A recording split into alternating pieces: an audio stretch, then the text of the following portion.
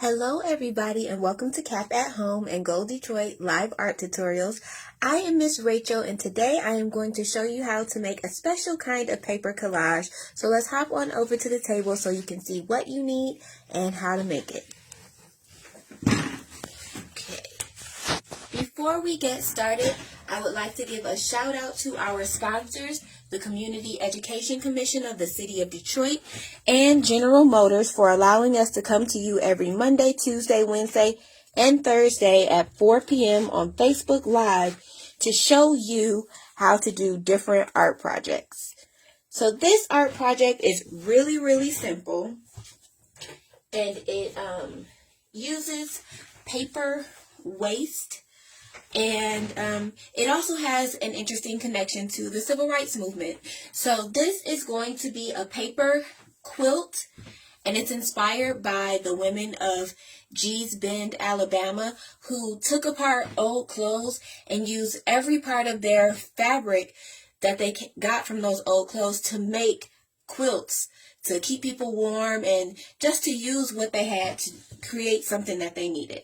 So that's what we're going to do today.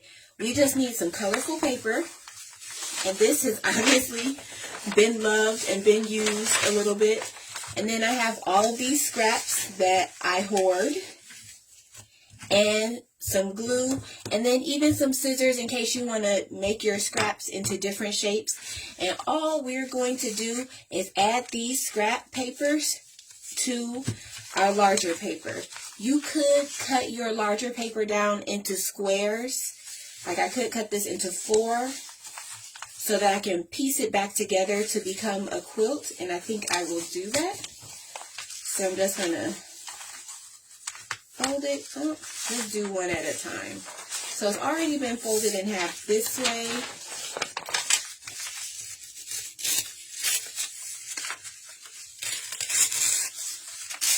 Rip that, and then we can make different squares that come back together to create a quilt pattern. So this is really about using what you have. So I would encourage you to scour your house, look for different scrap papers that you might have left over from other times when you participated in our Cap at Home videos, or even old magazine pages or old newspaper could create interesting patterns and designs. You could also use those circulars that you get probably every week with coupons and stuff in them. Sometimes we just go ahead and throw those away, but those are really good papers to use for art, even cleanup, because I've used them to just kind of put under my paintings that we worked on, or if I'm using glue, I use it under papers and stuff to protect my work area. So use what you have at home. So, and I'm not even using scissors to cut this paper. I'm just creasing it with my nails and tearing it. And I would definitely encourage you to look up Gee's Bend quilts, because you will get a lot of great ideas about what you can do with these different patterns. A lot of what they've done is very geometric, which means there's a lot of colorful shapes. There's not a lot of embellishment like in some quilts you see they have.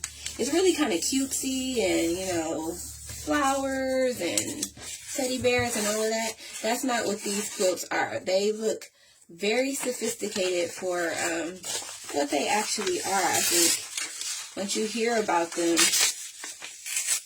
you kind of expect one thing, and then you see the examples and you're like, wow, these women did this by hand, and they did this with stuff that they had at home. It's kind of cool.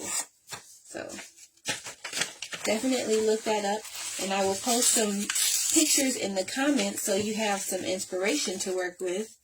And this is a project that you can do with a lot of people in your house, and then you can bring all of your quilt squares together to create one large quilt. So now that I have those torn up, I'm going to work on each of these. One of each color. Cool. And we're just going to add our paper. And you can do that in whatever way you want.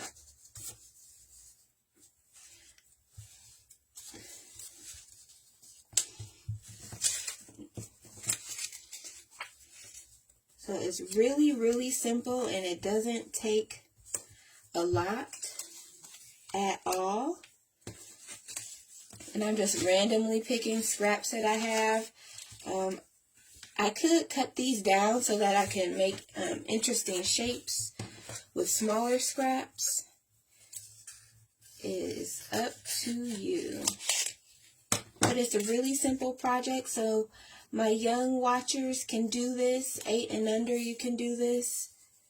Everybody can do this.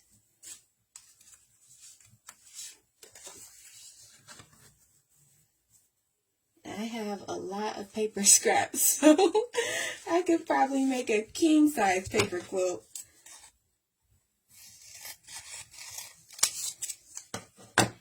And once you have stuff in place, you will just glue it down. So you can do this a couple of different ways. You can take time to really create some intricate designs, or you could just kind of breeze through this because it's so easy. Just put a whole bunch of stuff together and see what sticks at the end. See what you like best.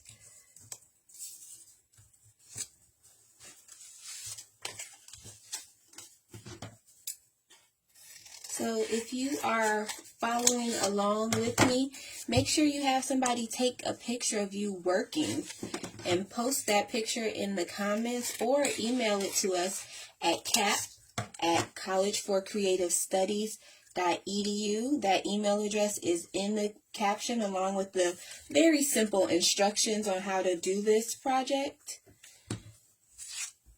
We would love to see you working on the G's Bend paper quilt. And if you want a chance to be featured on our social media, which includes Facebook and Instagram, you can email those pictures and we'll post it for you. You could be a star on our Facebook and Instagram pages. So I am going to use my glue stick. You can use whatever kind of glue because this is paper. It doesn't need to be anything special. And then I think even when I take these off, I might not even put them back on in the exact same way. So if it matters to you about like your design and how perfect it comes together, you could use your phone to take a picture of what you've done so you can put it back exactly the right way, but I'm not really worried about that.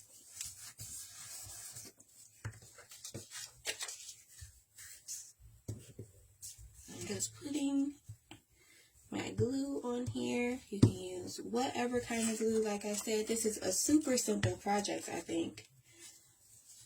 But if you have any questions, you can ask them in the comments and we will get back to you. Okay. So once you have these put together, these the quilt squares, you can tape them all together to be one big quilt if you want. Or everybody can keep their own little quilt squares. But I think this is a cool project that you can kind of do periodically as you create scraps instead of just throwing them away. This can be like an ongoing project that you do in your home. And before you'll know it, you will have a huge scrappy paper quilt.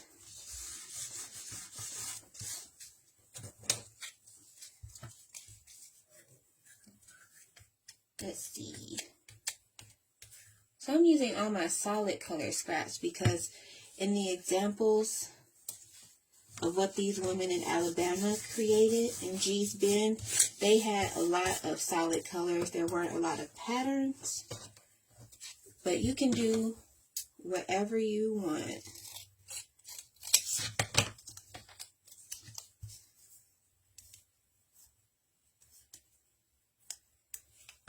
So I think you get the point, right?